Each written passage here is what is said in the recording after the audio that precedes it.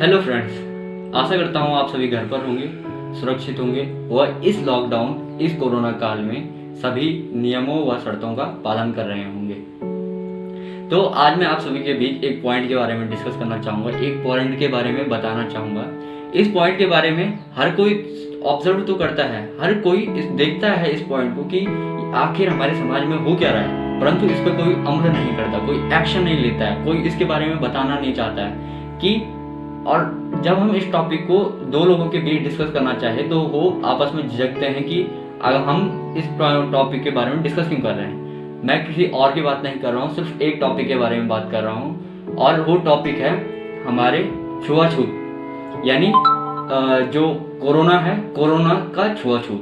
Topic का नाम ही है कोरोना से छुआछूत।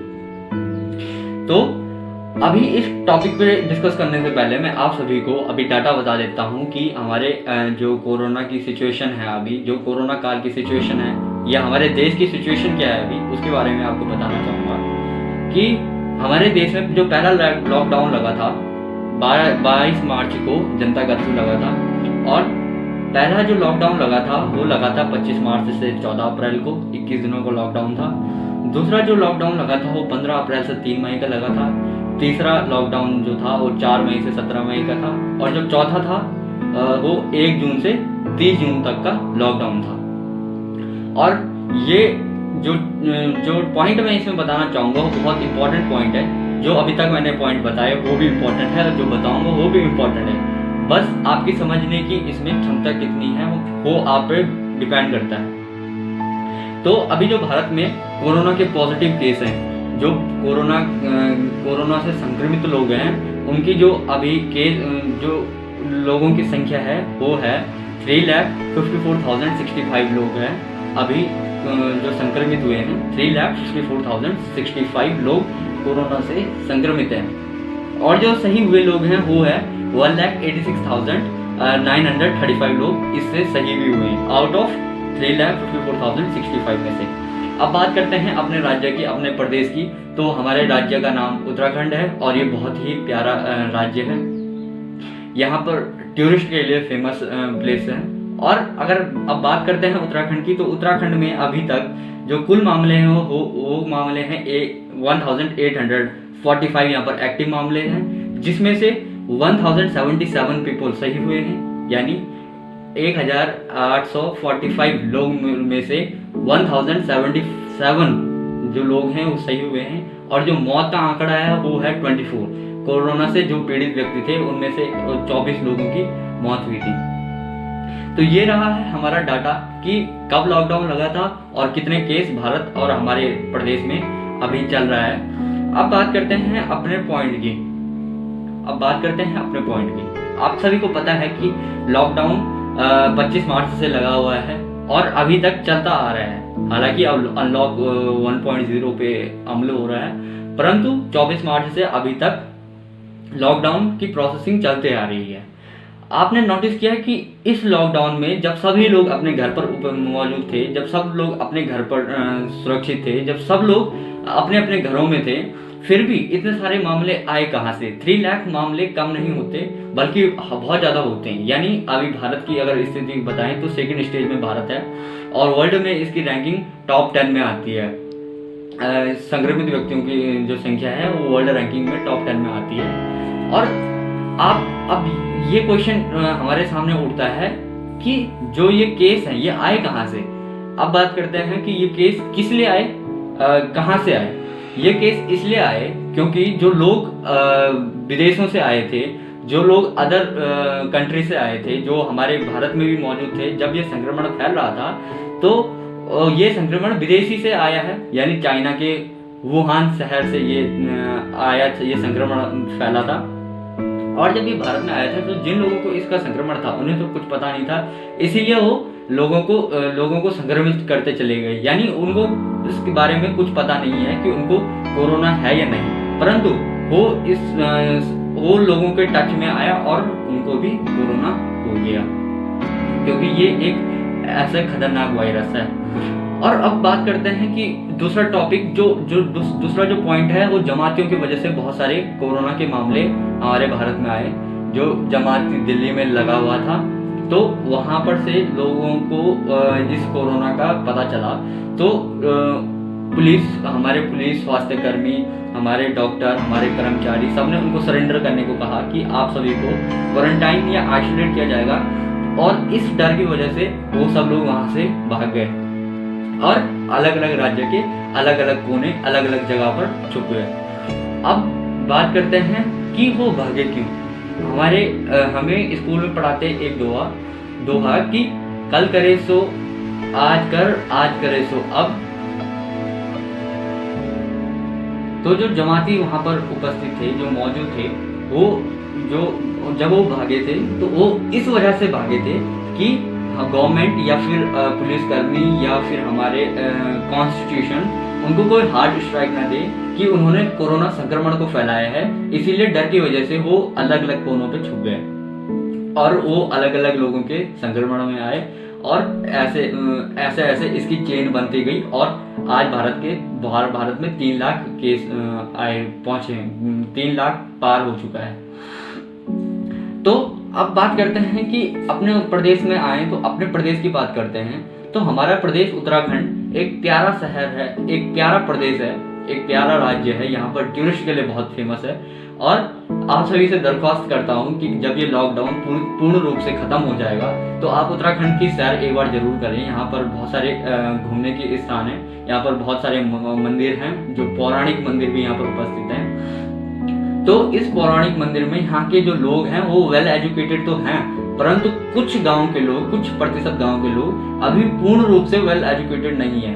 तो जब वो वेल एजुकेटेड पर्सन नहीं है तो यहाँ से मेरा टॉपिक स्टार्ट होता है और मेरा टॉपिक है कि कोरोना से छुआछूत। अब आप सोच रहे हो कि कोरोना से छुआछूत के क्या मतलब। तो अब आप सभी को पता है कि हमारे एंशियंट टाइम पे जब राजा महाराजाओं का शासनकाल होता था तो उन्होंने लोगों को 4 वर्गों में बांटा था।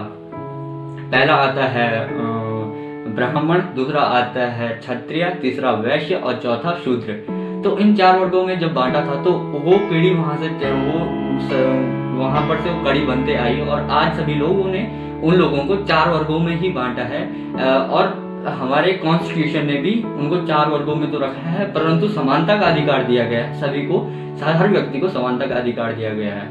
आज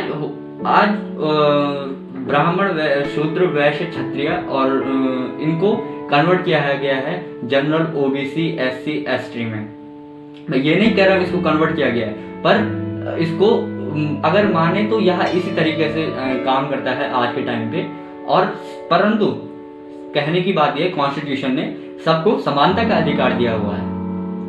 तो मेरा टॉपिक अब यह है कि हम गांव के कुछ प्रतिशत लोग छुआछूत पे ज़्यादा बिलीव करते हैं कि उनके घर पे खाना नहीं खाना है, उनके हाथ से पानी नहीं पीना है।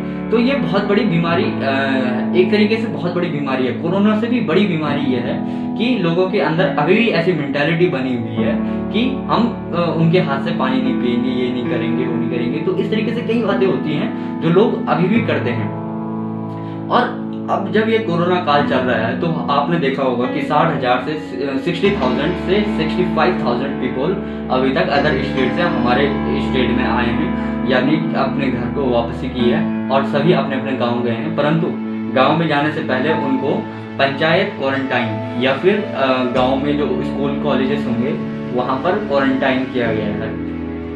अब उनको वहाँ पर क्वारंटाइन किया गया है तो उनको पूरी सुविधा वहाँ पर दी गई है। परंतु कुछ गांव जो पिछड़े हुए गांव हैं वहाँ पर पूर्ण सुविधा न होने के कारण उनको वो सुविधा नहीं मिल पाई है जो गवर्नमेंट उनको देना चाहती है।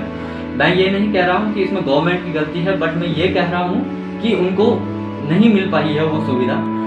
अब उनको वो सुविधा नहीं मिल पाई है तो जब लोग दिल्ली, मुंबई, कोलकाता, चेन्नई या फिर अदर स्टेट से, चंडीगढ़ से जब उत्तराखंड में आ रहे हैं तो जब उन्हें पंचायत क्वारंटाइन किया जा रहा है तो यहाँ पर जो प्रोसेसिंग चलती है, मैं अपने गांव की बात करूँ तो यहाँ पर जो प्रोसेसिंग चलती है वो इस तरीके से चलती है कि सभी लोग अपने जो जिन के परिवार से जो सदस्य घर आए हैं, जितने सदस्य घर आए हैं, जो कॉलेज में ठहरे हुए हैं, वो आइसोलेशन वार्ड में ठहरे हुए हैं या क्वारंटाइन वार्ड में ठहरे हुए हैं, उनको खाना घर से भिजवाते हैं खाना घर से भिजवाते हैं तो उनको लट्ठी, यानी कि ये खाना है तो इसको लट्ठी पर बांधकर उनको उन तक पहुंचाया जाता है और बाद में वो लट्ठी को डिस्ट्रॉय करें। ये अच्छी बात है कि उनसे दूरी बनाए रखें, परंतु अगर आप गौर करें, आप अगर किसी को कॉल करते हैं तो एक कॉलर ट्यून गवर्नमेंट ने लगा रखी है कि बीमारी से लड़े, बीमार से नहीं, यानी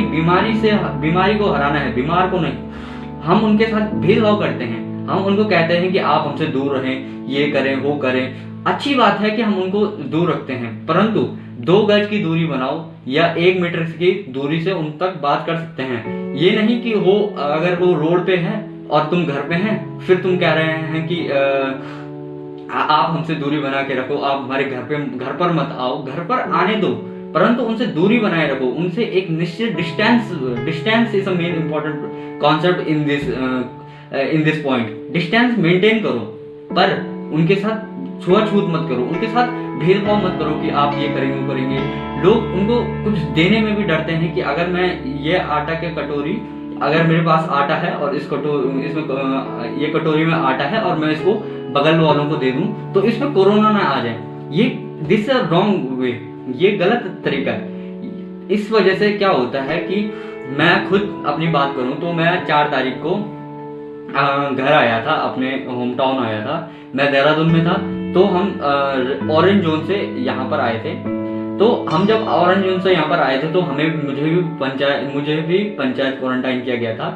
और पंचायत में जब हम क्वारंटाइन रहे तो मैंने देखा कि जो बहुत सारे लोग थे जहाँ पर हम क्वारंटाइन थे, तो वहाँ पर लोगों ने मीटिंग बिठाना शुरू कर दिया कि ऐसा है वैसा है, इसको घर भेज दो, कि इसको हमसे दूर रखो, यहाँ पर बीमारी फैल जाएगी। तो एक पर्सन जो देहरादून से ऑरेंज जोन से आया, वो अपने घर में परमानेंट अपने घर में है, यानी वो चौखट भी क्रॉस नहीं कर रहा है। लोग उसके लिए मीटिंग बिठा रहे हैं कि इसको घर भेजो। जब मैं अपनी बात कर रहा हूँ कि इसको घर भेज दो, तो दैट्स अ रॉन्ग वे।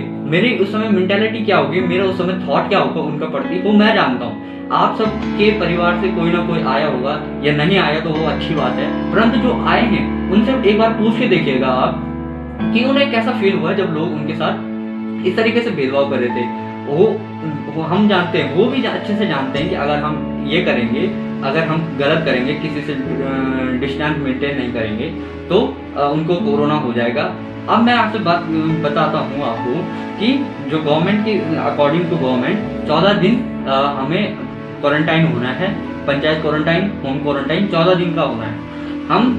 मैं ये बताना चाहता हूँ कि जो लोग बाहर से आ रहे हैं उनको 14 दिन पे उनके सर पर कोई भूत सवार रहता है, या फिर वो भूत बने हुए रहते हैं, या फिर उन पे कोई छाया हुई रहती है, या फिर वो एक तरीके से राक्षस या भूत प्रेत रहते हैं, जो 14 दिन तक हम उनके साथ इतना दुर्व्यवहार करते हैं कि जैसे कुत्ते के साथ हम उससे अच्छा व्यवहार करते हैं जितना उनके साथ गलत व्यवहार करते हैं। तो ये गलत है। उनसे सोशल डिस्टेंसिंग रखो, उन्हें दूसरे कमरे में मत जाने दो, डिस्टेंसिंग बनाए रखो। और रही बात तो आप देख सकते हैं कि आप सैनिटाइजर को यूज़ कर सकते हैं। जिस कमरे में वो व्यक्ति ठहरा है वहाँ पर उस कमरे को सैनिटाइज कर सकते हैं, वगैरह वगैरह। आप कई काम कर सकते हैं अकॉर्डिंग टू गवर्नमेंट गाइडलाइंस। पर जो गांव के लोग हैं, जब 14 दिन के बाद वो डिस्चार्ज होता है और वो गांव में कहीं भ्रमण करने जाता है या फिर कुछ सामान के लिए कहीं पर जाता है, तो लोग फिर भी उसके साथ भेदभाव करते हैं जब तक कि उसे कुछ टाइम और नहीं हो जाता है। मैं मानता हूं कि 14 दिन के बाद भी हमें फ्रीक्वेंसी अपने हाथ में रखनी चाहिए, परंतु जब कोई 14 दिन कंप्लीट करने के बाद किसी को नमस्ते करने भी बाहर पे जाता है तो वो वहां से खड़े उठ के दूसरी जगह पर बैठ जाते हैं। तो दैट्स अ रॉन्ग वे, ये एक गलत तरीका है। और अब बात करते हैं कि 14 दिन ही क्यों, क्योंकि 14 दिन और 28 दिन के बीच इसके संक्रमण का पता चलता है, इसीलिए इसको 14 या 28 दिन का इसमें टाइम दिया जाता है कि वो अपने फैमिली से 14 या 28 दिन के बाद ही मिल सकता है जब वो अपने घर पहुंच जाता है, इसीलिए उनको क्वारंटाइन किया जाता है। क्वारंटाइन रहना अच्छी बात है। आइसोलेशन, अपनी बीमारी को छुपाना सबसे बड़ी भूल है। अपनी बीमारी मत छुपाए। आपने देखा, मैंने आपको आगे समय भी कहा था कि लॉकडाउन चल तो रहा है, लॉकडाउन कई महीनों पर चल चुका है, पर फिर भी कोरोना के केस बढ़ते जा रहे हैं। ये इसलिए क्योंकि लोग अपनी बीमारी छुपा रहे हैं। लोग सोच रहे हैं कि हमारी इसमें बदनामी ना हो या फिर हमारी लोग बुराई ना करें, इस वजह से लोग सामने आ रहे में डर रहे हैं। और मैं उम्मीद करता हूँ कि आपके आसपास जितने भी बुजुर्ग लोग होंगे, जो भी वेल एजुकेटेड पर्सन नहीं होंगे, जो थोड़ा लो कैटेगरी के लोग होंगे, या फिर जिनकी एजुकेशन नहीं हो पाई है, ऐसे लोगों को आप बताएं कि हमें छुआछूत नहीं करना चाहिए, हमें सोशल डिस्टेंसिंग मेंटेन करनी चाहिए, हमें अकॉर्डिंग टू गवर्नमेंट गाइडलाइन ही चलना है। हम इसके अलावा हमें कुछ नहीं करना, इसके अलावा हम उनके साथ कुछ नहीं कर सकते। अब अगर हम उनके साथ कुछ इस तरीके से वो करते हैं तो वो डिप्रेशन में चले जाते हैं, और फिर डिप्रेशन में वो गलत कदम भी उठा देते हैं। बहुत सारे केस हमारे इंडिया में हो चुके हैं, वर्ल्ड में कई सारे केस हो चुके हैं। तो ऐसी सिचुएशन ना आए, इस वजह से मैं आप सभी के बीच आया हूँ कि लोगों से प्यार बढ़ाएं। आपने कॉलर ट्यून में जरूर सुना होगा कि बीमारी से लड़े, बीमार से नहीं। बीमार से अगर आप लड़ोगे तो बीमार भी मरेगा, और बीमारी तो फैलेगी ही फैलेगी। इसीलिए बीमारी को हराओ, बीमार को नहीं। अब मैं आप सभी के बीच से अलविदा लेता हूँ। उम्मीद करता हूँ आपको ये वीडियो पसंद आई होगी, और मैं ये भी आशा करता हूँ कि आप अपने घर पर रहें, सुरक्षित रहें, स्वस्थ रहें, जिंदाबाद रहें, आबाद रहें, खुश रहें, हंसते रहें, मुस्कुराते रहें। मैंने कपिल शर्मा का डायलॉग बोल दिया, पर कोई बात नहीं, ये फॉलो होता है इस टाइम पे जब आप सभी लोग घर पर होंगे।